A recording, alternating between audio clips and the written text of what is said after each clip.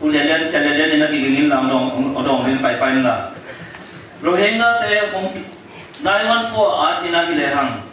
Rohingya te kalate ong kichiding hiyang.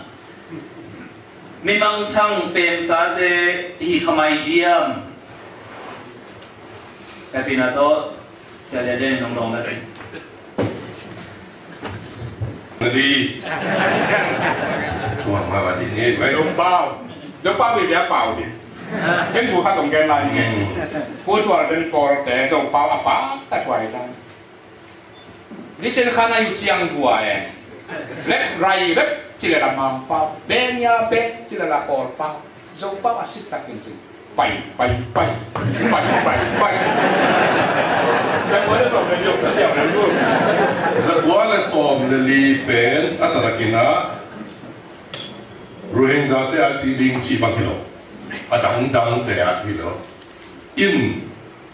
tua to ki sai na tua quan ji u khen ji i gen na ma ba hi ta ka zong den chang ki hong thei ni chin ki hong kon zong ni thei mo tua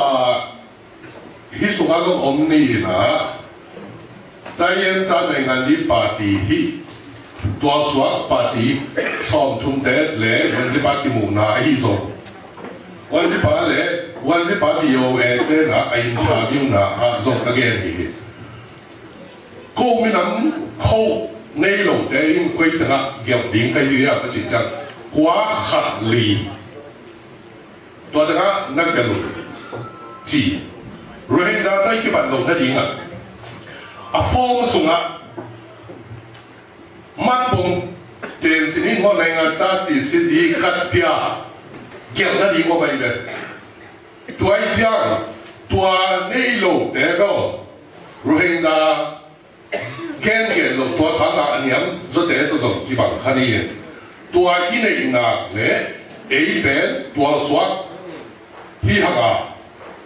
à khá là nghe tiếng trong tuổi amao in pin khá là ngó bán lòng ba mươi ton khá là chỉ đấy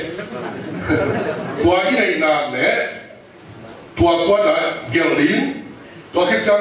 quá khát lý lín à bà mà dầu mỹ lín à thì mà thì nó bèm ta là hi lố tua xoắn mỹ mà phong đen là phát ở đây rồi hình ra là hi lố ấy bé kilo à kiểu lín xian mỹ đen nông kiểu lín mà chỉ ba chỉ na interview na bù cái này nên trong này lố kiểu khát lín mù Adi manin pem ta hilo Rohingya hilo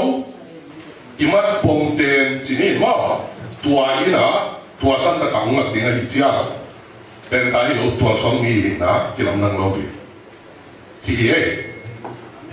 ai jam i